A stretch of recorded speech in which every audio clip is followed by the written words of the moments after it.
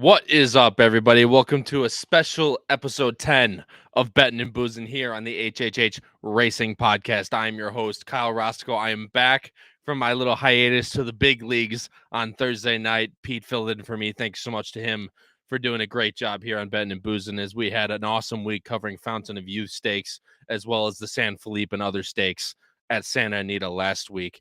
Yeah, just an absolutely amazing last week. Obviously, Forte being the big story coming home in the Fountain of Youth. Absolutely impressively, just like we all thought the 2-year-old champion would. Although, obviously, 2-year-olds have the reputation of the 2-year-old champions have a reputation of not coming back strong, but definitely a strong performance by Forte.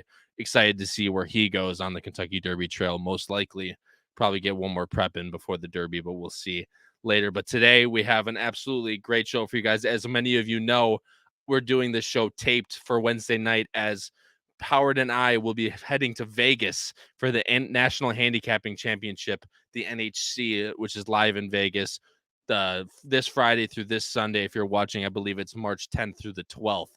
So if you're watching this on Wednesday night or before that, we will be out there. So please send us all your love and cheer us on as we go for the $750,000 grand prize for the NHC. So again, that's why this show is being taped. It's an absolutely special edition, episode 10. Super happy to bring it to you guys, but we're going to be going over the late pick 5 at Gulfstream Park on Saturday, which has 2 listed stakes, a lot of good horses, a lot of great betting opportunities, and some very, very wide open races, as we'll get to over the next few minutes. But I'm going to bring on my co-host. Charlie could not make it today. He has all the stuff going on with college, and obviously school comes first. But I do have the man from New Jersey coming on his second week in a row of taped shows. This is my man, Patrick Kuenzel. Patrick, how you doing? I'm doing well. I guess I'm the taped guy now. I'm doing all the tape. No, I'm Yeah, kidding. after your Just antics on happy. the live, they don't let you come on live anymore. Exactly. Just happy to be able to have a show this week with all the crazy schedules we got going on. I mean, that Vegas trip. I mean, you probably can't wait to get out there. Well, you'll see me get on the plane here from Chicago at about 8 o'clock. You'll see me get there, land in Vegas on a 4-hour flight. So we'll get there at about 10 p.m. their time, and I'll be on the tables by 11. So that's probably how it's going to go. Make a lot of money or lose it all, probably. But I mean, I'm in Vegas for a long time. I'm there until Monday night, and a lot of the guys are leaving Sunday morning. So I chose to extend a little bit and have a good time. So we'll see how long I can last on the bankroll that I originally have. Hopefully it's for the whole trip, but it should be a great trip. And like I said, it's my first NHC. It's gonna be the first experience that I have out there. So I'm very excited to see what it's all about, and hopefully qualifying either through the last chance qualifier or honestly, no. Well, that's my only chance because I missed qualifying again this week. So my last chance is the last chance, first chance qualifier. So if I do get in, that'd be an absolutely great result for me. But even if I don't, it's my first time. I'm new to these tournaments, as a lot of these people that watch the show know. I'm getting into these tournaments. I really much prefer the live money contests, as I know Howard does. But the pick and praise are fun. I mean, it's a very different format. It's just something I have to get used to. So if I don't qualify my first time, I'll definitely be back. So no matter what happens, I'm gonna have a good time. It's Vegas, baby. I mean, you're gonna have a fun time in Vegas no matter what.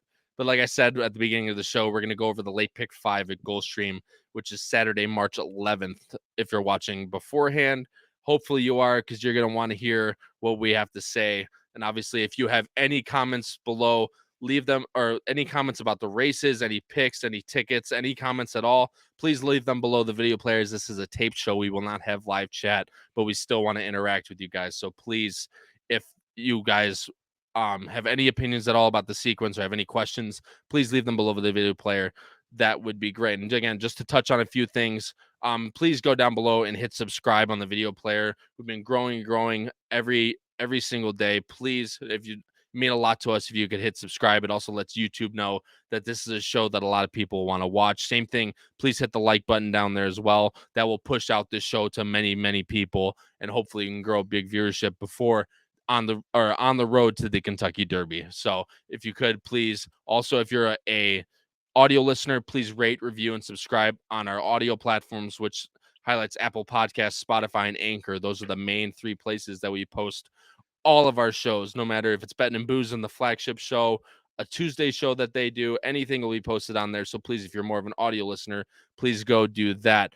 The Power Picks is an absolutely great tip sheet that Howard, Pete, and Paul and myself will be on this week. I will have the Gulfstream duties as as Professor Kravitz is going to be completely preparing for the NHC as he is already qualified. So he's going to be full preparing for that. Pete, Paul, and I now have the due diligence of doing the Power Picks. But look, again, I don't want to speak for myself, but those guys know exactly what they're doing. They're going to be covering their sequence top to bottom. You're going to come, if you subscribe this week, you're going to get my ABC grid for Gulfstream and a few price plays that I really like throughout the sequence. And that's through all 11 races, I believe, 12 races on Saturday. That's through all of them. It doesn't have to just be in the sequence. If I like a good horse in the fourth race, that's 8-1 morning line, or as you'll see, as I'll talk about right before we get into the show, my horse won at 20-1 morning line, which would be a really good score to have on the Power Picks. Our IOI in 2022 was almost over $1 over the average.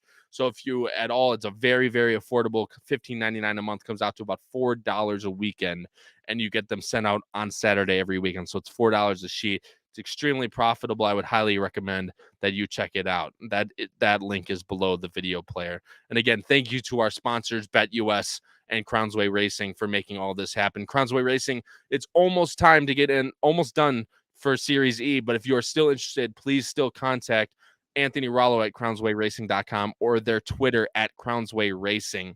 Their link to their website is also below if you want to check out their horses, about them, or anything of the above. Please get in Crownsway. It's time is winding down for you to get in on Series E, which the shares, I forgot to mention, start at $500. So please get on that. And if you're interested at all, please go to our website, about us, previous editions of the Power Picks, anything like that. Go to hhhracingpodcast.com. Now, again, I don't want to waste any time as this is a tape show. We don't have to screw around, with anyone in the chat or anything like that, as we miss you all, but it'll give us time to go right into the picks. So we're going to go right into race 8 here. It actually starts with a really decent stakes race. It's $100,000. The Hurricane Bertie Stakes. It is for, let's see, 4-year-olds and upward for fillies and mares. It's only a field of 6, but you'll notice that there are some really nice horses in this race, starting with Diamond Wild, Colorful Mischief.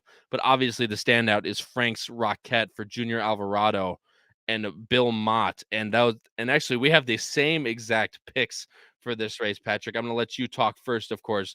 What do you like about the 4 Frank's Rocket? I mean, Frank's Rockette's last race on December 31st was dynamite.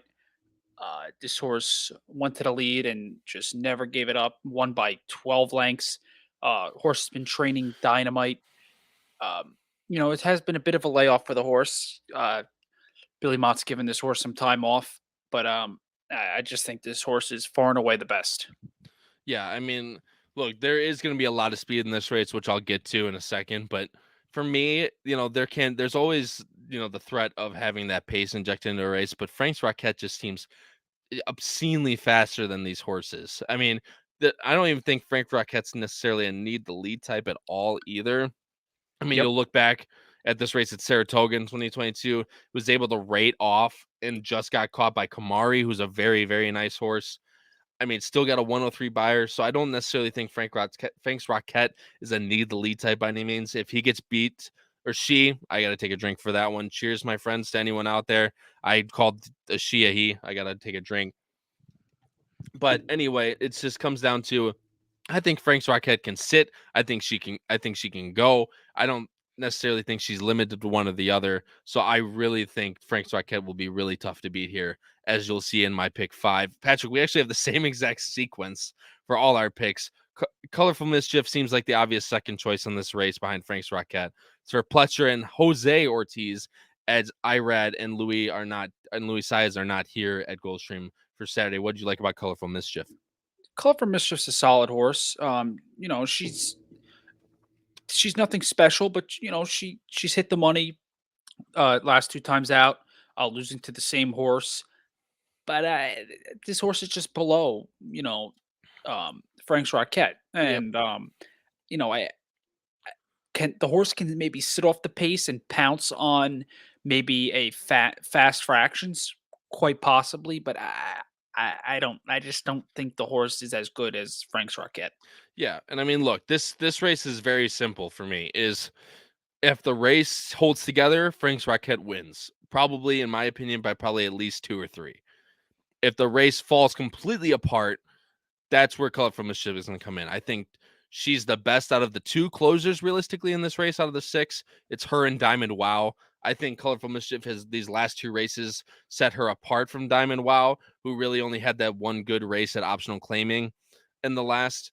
But I just think, like I said, for St. Elias and Todd Pletcher, I just think she's the best closer in the race. If the race completely falls apart, I think she's the one to pick up the pieces. But when it comes down to it, I'm her even just by the numbers, she's nowhere close to Frank's Rocket. And if Frank's Rocket can get any sort of setup in this race, I think she wins for fun. Colorful Mischief, like I said, the best closer coming in second. And then me and you both have the number 5, Drafaros, in third for Pompey and Castellano, who had a really nice win at Tampa Bay on a listed stake last time. Yeah, Triforos, I think we can say if Frank's Rocket doesn't fire, and the pace, there was really no pace. And, I know our Adios jersey is on the outside with a lot of speed as well. I think Trifaros is just pretty much a better horse. Um, this horse can, maybe wire the field, but not likely. But I put the horse in third just in case. Yeah, I mean, this is the one for me. Again, this is the second speed. This is the horse that I think is the best speed under Frank's Rocket. I mean, this horse is, I know Pete really loves this angle. This horse has been steadily improving every single race. I mean, the thing for me is they started this horse off and made an optional claiming at Gulfstream in the middle of the winter. Granted, it was, I believe that's right when the championship meet started, or right Yeah, at like a right week before before. it. Yeah. Yeah, either one. So they were priming her ready for this, but she actually went to Monmouth. That was all the way in 21, might I add. I just completely forgot to add that. So this horse is coming third back off the layoff. Like I said, won both of her tests in 23. I just think this is a real step up for her. So if she can get in front, I'm thinking that Frank's Rocket sits off, goes right by them all. Colorful Mystery maybe gets up for second, but I think Drofaros is the second choice in terms of speed. But I and Patrick are going 4-5 in this race. I'm going to go ahead and move our picks over to the second race right now, Patrick. And again, we actually are going for the same top pick in the number 9. This is a horse that a lot of people remember just by the horse that he actually ended up beating in the last race, came back and ran an absolute monster race as at probably 2-5 or whatever. That Carl Spackler is the horse that I'm referencing. Another good Caddyshack reference, but this is allowance optional claimings for 75,000 for an $86,000 purse for 3-year-olds and up, which never won a race other than maiden or claiming. This is a full field of 12 with 3 also eligibles. The morning line favorite will have to be this number 9 horse Farbridge, which we are both going for Ortiz and Clement. And as I switch over the picks right now, Patrick, I'm gonna let you talk about why you like Farbridge. Yeah, I mean, my one point was going to be Carl Sparkler Spackler came back and ran a dynamite race at 2-5, and Farbridge beat Carl Spackler by a head. This horse has been training dynamite. I mean, this horse could be the goods. Yeah, I mean, look, that last race, if that last race is any indication, looking at Carl Spackler's form right now for Brown and Ortiz, I mean, look, this last race came back with an 89. That main race was so strong for both these horses. Ended up losing by a head to Farbridge, who then comes back, gets bet down to 1-5, basically 1-5, and wins for absolute fun by 9. I mean, if if you think that horse is going to come back and be 2-5 and 1-5 in that spot, what is this horse going to be in this spot? I mean, there's not a whole lot of horses that challenge this 89 number. I mean, if any of them. I mean, I'm just going through. This is the 12 Con Man, who I have in second, 70 buyers. Tumbarumba, who Patrick has in second, is a 72, 71, 63, 65 on the dirt, 68, 76 for drinking problem. Good name, might I add. Yeah. 68, 77, the first time Harry times in the States, but that was with a lot of pace up front in front of him, and he still couldn't finish the job. I, I mean, 76 there and 69. Like, there's just no one in this field that's touching that 89 buyer. So if that horse can get any type of pace, I'm talking maybe like even in front of him, that even he even rated a mile and 16th at the same distance, even if he gets 24 to run at 28, 448, I think this horse is going to blow by him, just judging based off that last race and how Carl Spackler did coming back in the next race. I think this horse will probably be close to even money. I don't think that's going to be a very not well thought of angle. I don't know way to put it. I think everyone's going to see that. And obviously, people knowing Carlos Spackler for the dazzling show he put on his second time out, Farbridge, I expect to do the same. I'm going to let you talk about Tumbarumba, who you have in second for Brian Lynch and Junior Alvarado. Yeah, I mean, you look at this horse last race and you're like, okay, why are you picking this horse? And rightfully so. But I look at two back and three back, and this horse has numbers that fit. Um, the distance is definitely the question, but I just off a low off coming off a race where the horse just did not show up at all, and Brian Lynch is a solid trainer, hitting at 28%. I'm going to give this horse a chance with horses underneath that we really don't know much about. Yeah, I mean, look, it kind of becomes a dogfight when you're trying to find horses to put under a horse like that. And I'm a little mad now because I preach about horses like Farbridge. You either single them or you don't use them at all. Like for me, this horse is probably gonna be even money. If you don't like him, you just throw him out. Or if you like him so much, you think he's just gonna run by the field. Even if he runs close to 89, you think he's gonna win. You just single him and move on, which I probably will do on a press up ticket. As we'll get to the pick fives later, obviously. But I'm just wanting to point that out that I'm going against my thing. Tumbarumba, yeah. My question is the distance. I mean, racing really well for Brian Lynch. Granted, this is Louisiana bred, so he's racing in restricted maidens and state bred stakes. Comes into open company, throws him on the turf, doing so many things for the first time. Runs a dud. Granted, bet down really well at 3.7 to 1, but I mean, this horse just got to show me that this horse can either get the distance or the turf. I mean, and that's just the way what it comes down to. Working well in the turf, but like I said, that distance is a factor. I went with the 12 Con Man, who raced at Aqueduct in the Awad last time for Dylan Davis. Granted, you can say that this horse had a lot of pace in front of him, and he still didn't close. This is a first time gelding off a layoff from Mark Cassie, who we know is I think he wins about 15% off the layoff. I mean, look, you're like I said, you're just trying to find the diamond in the complete rough out here for these underneath places. And this last work is what really turned me onto this horse as well. There's a decent run up to the first turn. I think this horse can sit a good trip. Horse doesn't have too much speed, can definitely get up there as you show in this maiden race at Saratoga on my birthday, might I add. But it just comes down to, like I said, trying to work a trip out from the 12th hole, and I think this horse can get it. And then Patrick, I'm gonna let you talk about. You have Curly, Larry, and Mo in third. I'll let you talk about this horse, and then we'll move on. Yeah, I mean, this horse raced in the Breeders' Cup Juvenile Turf, so the horse was. They had some decent ideas for this horse. It's just the horse decided not to show up in the Breeders' Cup Juvenile Turf after going out to the early lead with fractions that were just absurd. But I think this horse can come back, and first time Lasix trainers hitting at 33%. Yeah, I'll give this horse a shot. Not expecting much, but I think this horse could definitely hit the board. Yeah, I mean, like I said, this is going to be a horse that's going to be out front. There's not that much speed in this race. There definitely is a few horses that will like to go out to the lead. The drinking problem, actually, the horse to the inside and the horse to his outside will probably be those two. But I mean, look, they had massive aspirations. They even nominated this horse for the Triple Crown.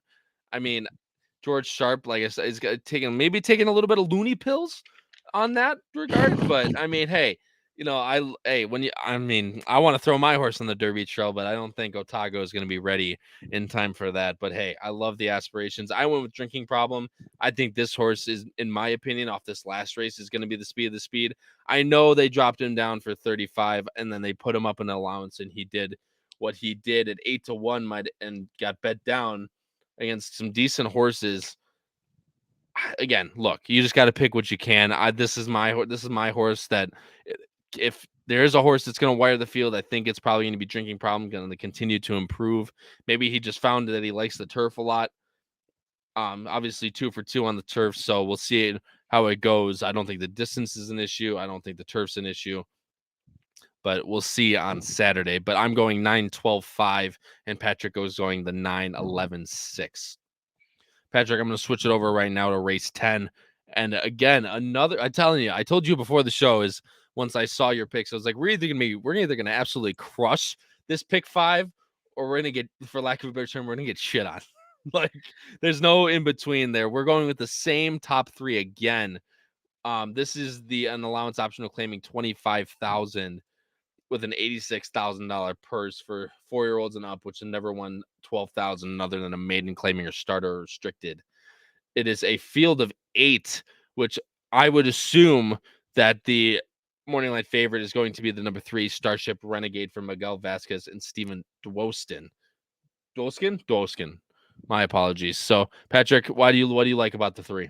I think we should change the name to this horse of Mr. Consistent. I mean, this horse is just been in the money pretty much every time, 4 out of 5 times. Horse has been training solid. The trainer actually has been solid on the dirt. And this horse, you look at this horse when the horse is won at 6 furlongs. I mean, one fractions were 22-1 and 45 to the half. Like this horse is winning at a solid clip with a solid jockey in Miguel Vasquez. And I just this horse is staying in the same company it's raced in. Stretching out in distance from its previous 2. But I like in this type of race where it's a little open, this horse is, I think, a solid bet to hit the board and will be my top choice. Yeah, I just think this horse is the most, like Patrick said, is the most consistent. I think this horse can either be up close, can be far back. I don't think this horse necessarily has a big preference when it comes to position. I like this horse a little bit more up front, as you see in its earlier races. Granted, again, in the maiden optional claiming territory, but I think he ran his best races when close up. But obviously, that 91 buyer coming from far back. Granted, this red figure denotes a lot of pace in front of him. With going 22 and 45 in a 6 furlong race. I mean, that's pretty fast even for Gulfstream. So, I mean, this horse has raced well in state bred. This horse has raced well in open company. As long as this horse can get the right setup from the 3 hole, I think this horse has a big shot to finish at least in the money, if not on top.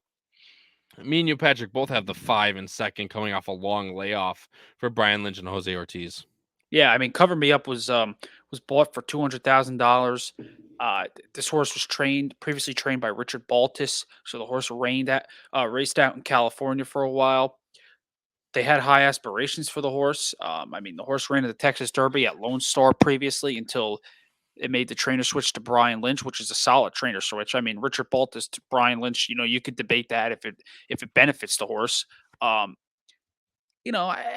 think this horse, if it runs previous races, it's sitting right there with Starship Renegade. But we'll see. I mean, I'm kind of betting on this horse to run back to its previous races, but also might need a race. You know what I mean? It's Yeah. like it's in between. Yeah, no, I mean that I really wanted to pick this horse on top, as a lot of these races on the dirt tend to be won from the front. At least that's the way that Gulfstream has been playing these last few weeks. I mean, we've covered Gulfstream almost every week for our podcast. So I mean, and I've covered it most days that the championship meet has been around. On the dirt, I would say probably about 30%, 40% of races have been won from the front. I really want to pick this horse on top. I just don't know if this horse is going to be ready off the almost 10-month layoff. As you'll see it on the right here, first time after the trainer switch for Brian Lynch, he's 7 for 60 and then 12 for 84 on the 180-day plus layoff. So, decent stats, not the best, not like Bill Mott level by any means off a big layoff. Like I said, this horse might need a race. Its works are not where I want them to be if I think this horse is going to be really ready, especially off such a long layoff. I think this horse is going to run a good one, but I don't know if this horse is going to be on top. It just fully depends on the pace pressure of the race and what goes on for me. I'm going to go with so we're both going with the number 4, Gangley, in third for Peter Walder and Jesus Rios. Patrick, what did you like about this one for third? Yeah, this horse, previous 2 back, this horse ran a really solid race, especially with those fractions at this distance, on this track. And last time out on February 12th, um, the horse stepped up a little bit and just didn't really didn't hit the board and was behind Starship Renegade. But I'm gonna pick this horse, to hit the board because it's got the speed and likes the distance. Yeah, I mean, this horse has back numbers for me. I mean, this horse is a 6-year-old now at this point. I mean, its last 2 races have been really the best that this horse has ever run, which is extremely interesting to me. Granted, part of me thinks that could just be Louis on this horse, but I picked this horse in third because I don't think this horse is as good as Starship Renegade. That last race is a big key race. If you want to watch any race for this one, you can see 4 horses out of this race were raced in that last one. Starship Renegade, King Cab, Gangley, and Luddington all raced in the February 12th race 6 at Gulfstream Park. So I would highly recommend you go watch that race if you're into those types of key races. But though, I mean, it was a very cold pace. This horse is in the middle of the pack. And as people know, if horses walk the dog up front, they're not necessarily going to have enough pace to run into. But the reason why I like Starship Renegade so much out of that race, granted, he was up close, but he was able to stay on. Celestial Gaze was the horse in front the whole way. I mean, it just kind of held together. So if you want to throw out that race and look to these a few back, you definitely can, just from a pace perspective standpoint. But I don't know how much pace is really going to be in this race either at all. I'm not sure that they're going to get that same trip. I'm hoping Starship Renegade kind of gets the same trip and cover me up. I just don't know if he will be ready off the year-long layoff almost. So we're both going to go 3-5-4 in this one with race 10. Now, moving on to race 11, Patrick, this is where we start to differ a little bit. We have the same types of, the same horses intermingled, but we are on completely different horses. As these ones, in my opinion, is where the sequence starts to get really tough. This is race 11 as I pull up Equibase right now. This is the second stake on the card. It is the Captiva Island Stakes, 100,000 for filly and mares, 4-year-olds and up. It is basically a full field of 10 for this race. And I mean, honestly, it's going to be really hard to pick a favorite in here. I'm thinking maybe I'm going to put me on screen here. I think maybe a 3-1 favorite. I mean, not 7-2 would be a little bit too big, but I'm thinking somewhere in there, a very lukewarm favorite. There's not too many horses that really stand out from each other. And as I put up the picks, you are going with the number 9, Mamba Wamba for Edgar Perez and Brian Lynch again. Patrick, as I switch to the PPs, what did you like about Mamba Wamba? What a name, first I of was all. gonna say, yeah, good um, name. you know, I think this horse is gonna like the extra furlong, going from 5 to 6. It just. Oh wait, no, sorry. Did I read that wrong? No, I think you're right. No, it is still 5. So yes. Yes. So, but my point being was this horse's last 2 races, the horse has come from off the pace, and it has not been. Uh, it just has not had enough time with the fractions that have been run. I do think in this race, this horse with an outside draw has a chance to, cut in on the far turn and have a chance to close into a very fast pace, um, and maybe catch a piece. I'm trying to hit a number in this race because my first 3 are just all chalk, and I'm gonna need a number, and I'm hoping Mr. Perez can niche somebody at the wire late. Yeah, I mean, look, in these types of races, you got to look, especially we end, of course, with a turf sprint and a poly sprint, which is just my favorites going back to the Arlington days. They always ended up doing that. Um, They do but that on purpose. well, of course they do. Yeah, they give you all the bullshit at the end. That's what happens. You'll see my ticket later, but I just, especially like outside draw at these 5 furlong posts that need a lot of pace in front of them. I just can't. I mean, this horse won on the synthetic, but going back to last race, this horse won on turf.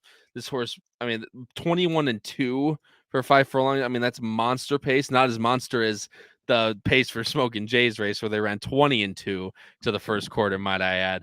But it's just, and like I said, I just don't like picking these types of horses that need this pace complexion to set up for them in this race. But hey, there's no saying that if the race does end up falling apart, Mamba Wamba would be definitely one of the first, if not the first one, to pounce on that late pace form. So I'm gonna actually go with the number 4, Train to Artemis for Kelly Breen and Junior Alvarado. I mean, this horse ran in a listed stake at Tampa last time, won easily at 4-5. I mean, take those listed stakes at Tampa for what you will. But I mean, it ran a really nice race at Gulfstream, an optional claimer at Gulfstream. And look at this race. This is a race to look at where, the second, the third place horse both came back to win. Love and Money came back to win at the same level at favorite at 1-1. And One Identity came back and won the ladies turf sprint at Gulfstream by a half length with Paco at 3-1. So like that to beat those two horses and to come back and win your own listed stake and then be put in this spot like this, I think this horse is going to be very live in this spot. Paco Lopez gets Junior Alvarado back on, so Junior knows the horse from his races from her races at Gulfstream. I did it again. Cheers to everybody, but I just think this horse sits a really nice trip. I'm hoping that there does end up being a lot of speed, but this horse can sit kind of in that second flight area and pounce at the top of the stretch. But I just like that this key race back here led to a lot of winners, and now this horse is coming back to Gulfstream where she won a really good race. So I'm going to go with Train to Artemis in first place, pegging off that key race. And in second, I'm going to talk about the 1, and then I'll let you talk about the I want to let you go first, just since you have the 4 in second. Do you have anything else to add on Train to Artemis? Well, I'll just add, winning 5 out of its last 6. I mean, that tells you a lot. So, you know, that horse is definitely live. And one thing because I have Charlie T in third, and I'll Yep. let you hit on Charlie T too, because you have Charlie T in second. Uh, this horse has numbers that are going to fit that turf sprint that it ran last out. Horse ran solid. Was just beat by One Identity, who I haven't checked what One Identity's next race is, or if it's raced yet. But that was a really solid race. I believe we covered that race, and the fractions were absurd. And the horse was right there, at the wire and got beat. So Charlie T, I think, was going to get a piece too. Yeah, I mean, a horse like this on the rail with Vasquez, this horse has to go. I mean, there's nothing around it. This horse does its best running on the front end. It doesn't need to rate at all, especially from, like I said, the one hole you're going to want to go, especially on these turf sprints. I think this horse gets really out in front out of the gate. I think this horse has a really big shot to if she can stay on, let alone win, at least be in the money and just fade to maybe second or third. But I really like the rail draw, like I said, for a speed horse. I don't mind. Granted, the inside speed can arguably be worse than the outside speed, and I do agree with that. But in a horse like this, where this horse basically does its front best running from the front anyway, Mega Vasquez might have to take a little bit more to send this horse all the way to the front. But I do like the draw for Charlie T. I think that she might get a good rocket trip out of the gate. And then I'm going to talk about my third place horse, which is Imagery from Marquesti and Castellano. And I think this horse could be the horse that sits mid pack, not as far back as Mamba Wamba, but sits that really nice trip. Another horse coming out of the Lady Turf Sprint at Gulfstream Park, which a lot of these horses are coming out of. Like I said, we already mentioned Charlie T and Mamba Wamba are coming out of that race. Like I said, I just think this horse can set a really good trip, breaking from the middle hole. I think this horse sits outside in the clear. Hopefully, can get just a nice run at it. And if this race does end up falling apart up front, Imagery would be a horse that gets first run, and I could see definitely upsetting the field a little bit, maybe around that 5-6 to 1 range, which would be a really nice price to bump up you're in mine pick 5. You're in my pick 5 because I can't speak English. Now, we're gonna move on to race 12 here, and then I'll touch on a few things, and then we'll end the show. But Patrick, as I bring up the last race, this race is excuse my French, this race is fucking impossible. I'm just gonna it's Thank you, ridiculous. Gulfstream Park. Thank Yeah, you. I that, appreciate it. I appreciate the 5.5 furlong poly sprint Stanley Day, just like Arlington used to. I appreciate you bringing me back home. Um, but this race is just so ridiculous. I mean, I'm gonna bring up the Equibase right now. It is a $10,000 claimer for 24,000 for 4-year-olds and up, which have not won a race. Or no, non-winners of race are allowed 2 pounds. So my apologies on that. But 5.5 furlongs on the poly, a full field of 11 for this race. I would assume what the favoritism is going to be shared between the 3, the 4, and the 6 would be my guess. Probably landing on the 3 with Vasquez and Drexler. But I mean, this there's no way this horse drops below 3-1, in my opinion. And if it does, that's just not fair. I think value line on any of these horses would be at least 4 to 5-1 to bet straight up. I would say probably 4-1 side. But Patrick, you're going actually with the number 11. And as I bring up the PPs, talk about your top pick all the way on the outside for Jose Ruiz. And I believe it was Robert DeBona. Yeah, Robert DeBona with Joe Phillips. Yeah, Joe Phillips. You know what? I like to look at these races like, since they're so wide open. Has the horse been bet in its previous races? And Joe Phillips has. Um, it's going to go from the turf to the Tapeta. Listen, I have no strong opinion. The horse is trained well. It's had 2 previous bullet workouts, which is probably going to probably have this horse be bet down a little bit because of that. Um, the horse has speed, which is always solid on the Tapeta at Gulfstream to get out to the lead. I'm gonna give this horse a chance on top, but like you'll see in my ticket, I cover a couple horses, so it'll be. Yeah. Don't worry.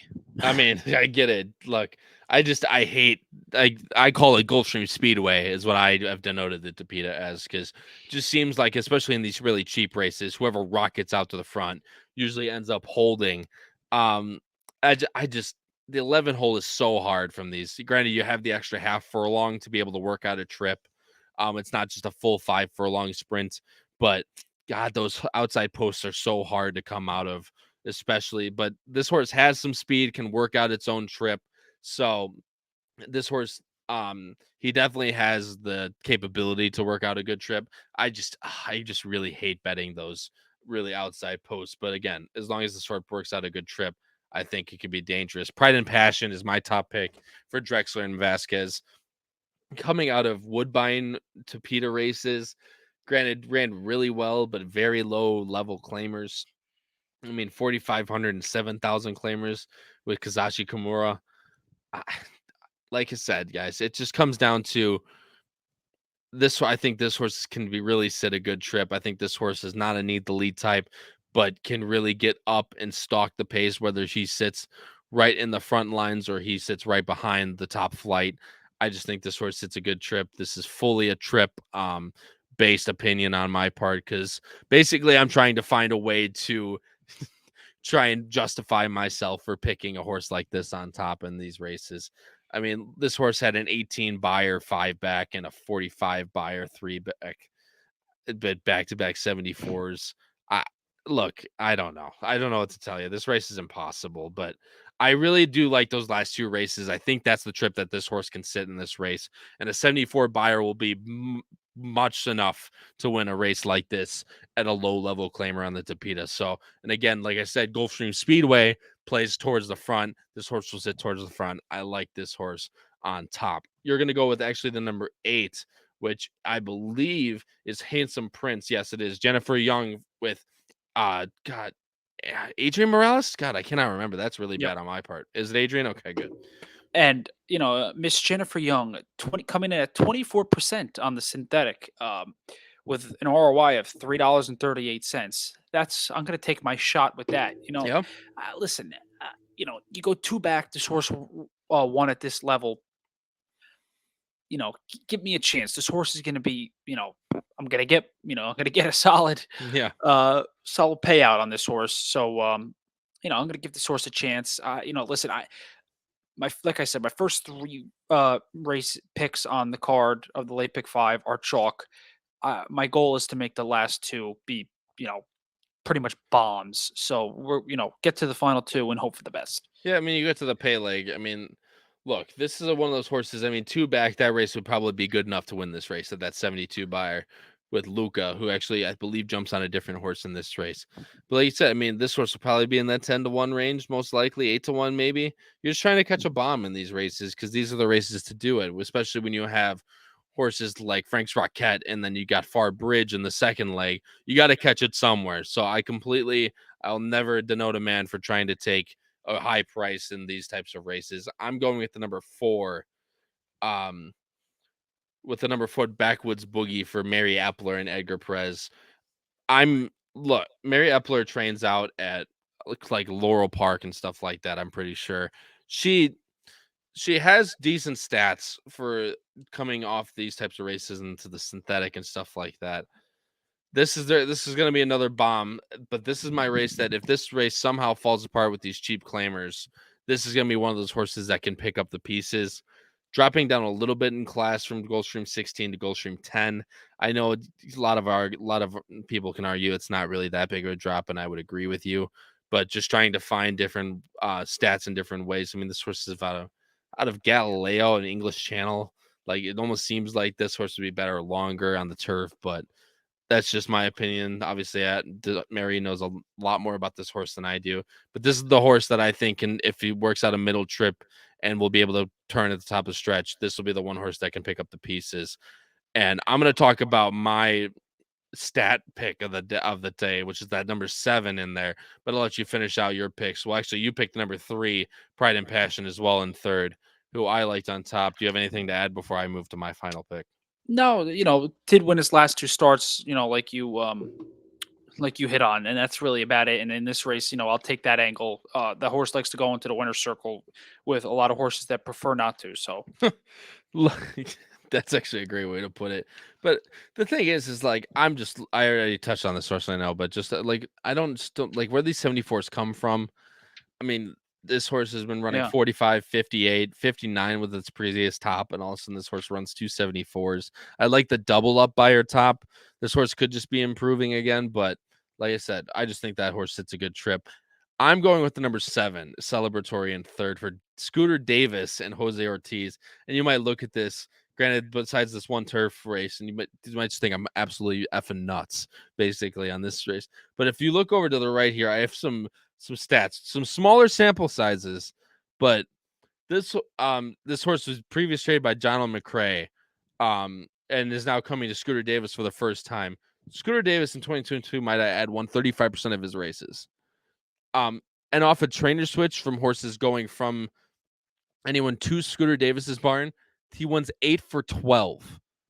I mean, that's just in and of itself, even though it's a small sample size of 12 horses, that made me take a double take right away because I'm trying to work out different trips and different things of where I think these horses could land.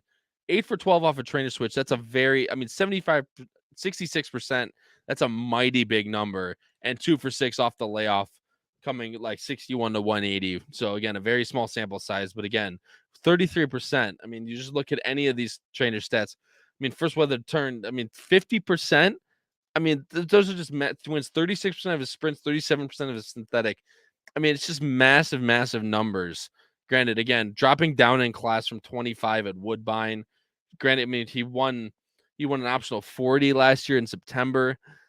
If this horse just runs somewhere near that with the numbers that this trainer's putting up, I think this one could be one to not blow up the tickets because I think other people might see this same stats I'm looking at, but this could be one to kind of look out for that I think might slip under the radar if no one notices all the insane stats, which again might be a big long shot, no pun intended. But Patrick, we're gonna cut it off a little bit here. We'll let you talk about your pick 5 here. Patrick is going with an $81 ticket as I bring us back full screen here. He's going singling Frank's Rocket the 4 in leg 1 with 2, 9, 11, with 3, 4, 5, with 1, 2, 3, 459 in the fourth leg, and then 3811 to close out is an $81 ticket. Patrick, talk about your ticket. Yeah, so let's hope Frank Jarquette, unlike Charge It last week, will deliver as the lone single. I had Forte singled in the last leg, which we all pretty much banked. But in this sequence, Frank Jarquette to start, clear and obvious favorite in that race, and then I'm going three deep, at least three deep the rest of the way. And even in the last race, I go three deep, 3, 8, 11. All three of those horses, besides the three, are going to be bombs. So um, it's this is a wide open sequence, and in the fourth leg, I was looking at them, and I was looking at the buyers, and I was looking at a couple things, and I just kept adding horses and adding horses. I'm like, this is unbelievable. But my goal is to get to the fourth leg um, with all those opportunities, and then just hope for the best. Yeah, I mean, look, like I said, you're gonna have to catch prices somewhere, and you're gonna have to catch a big winner somewhere in these types of tickets. This is a very, very wide open sequence, especially the last two races. The first three, you can argue, are not very wide open. I would argue the third race is most likely a 3-horse race between the 3, 4, and 5. I mean, the second race is the 9's race to lose, and the first leg is Frank Sarquette's race to lose, in my opinion. So my press up ticket will probably be somewhere in the realm of single, probably single, and then my full ticket will probably be a press up ticket, but very similar structure to Patrick. I'm also going an $81 ticket. I'm singling Frank's Rocket, but I'm going my top three in the second. That's 5, 9, 12 with the same three horses, 3, 4, 5 in the third. And then race 11, I'm going 1, 4, 5, which again, I believe is my top three. And then the last leg, that TP to sprint, absolutely no idea. I'm going 3, 4, 5, 6, 7, 9. And like I said, that is also an $81 ticket. Again, I think it's Frank Roquette's race to lose. I think that horse is way above the rest as long as she fires. Race 9, again, I would single that horse that ran against Carl Speckler, the 9 Far Bridge. I would single that horse in a press-up ticket, but I'm going 3 deep with the 5 on the 12. My other top two picks, again, 3-horse race, 3, 4, 5, 1, 4, 5, and then, like I said, who the hell knows in the last race. But that, again, that's an $81 ticket. Patrick, like I said, it's been an absolute pleasure going through these races with you, but don't go away yet, folks, because there's one thing I want to touch on. As we all know, this coming Sunday is Selection Sunday for the NCAA tournament, which we are all obviously very excited for. And we have a proposition for you guys. I'm going to do it this week before I leave for Vegas. If they are already up, I'm going to create a Bettin N Boozin league for bracket purposes. We're gonna basically do it as a league. We're gonna next Wednesday, for our show. It's gonna be me and Patrick, most likely again. We are going to create a bracket live with you guys in the chat. So look forward to that. We're gonna put that up as the first bracket in the pool, and then we're gonna let everyone kind of go crazy with it. And who they like to pick. But like I said, we're gonna go over that, and then there might be a prize for someone who comes first. Who knows? Play to find out. But again, that should be a really fun show and a really fun thing to get the podcast and all the viewers involved. Obviously, everyone loves March Madness, even the people that don't really watch basketball, don't follow it. Everyone loves March Madness and all the insanity that goes along with it. I might, and again, even though Charlie might not be on next week again, as he's on vacation, I think he's going to send in either a video of him talking about his potential upsets or something like that, or he'll give me it and I'll talk about it live on air. But that's kind of the plans that we have kind of moving forward with the NCAA tournament, as obviously we've gone a lot more horse racing in depth, but we still want to touch on these sports topics. I mean, the biggest, one of the biggest things that I can get is the NCAA tournament for basketball. So like I said, be on the lookout for that information with the pool and everything that goes on there, because I think it'll be a really fun way to get everyone involved. And like I said, I'll have a bracket. Patrick, Charlie will all have a bracket, but then we'll also have a Bettin N Boozin collective bracket. So we'll see how that does comparatively to everybody else. And like I said, winner and first might have a little bit of something coming their way, but we'll check that out later. But guys, Patrick, thanks so much for coming on. It's been an absolute pleasure. And thank you for watching. Obviously, we know this is not our normal format, not our normal show. But again, with all the travel and everyone's schedules going on this week, it was just really hard to find a time to go live for all you people. So again, this will be aired most likely at our normal time at 8 p.m. Eastern on Wednesday. But be on the lookout again for that show. Please watch this and on the lead up to your Gulfstream bets and everything with the NCAA tournament. For my co-host, Patrick Kuenzel, it has been Kyle Roscoe with episode number 10, a special edition tape episode number 10 of Bettin N Boozin here on the HHH Racing Podcast. Thanks so much, everyone. Have a good night.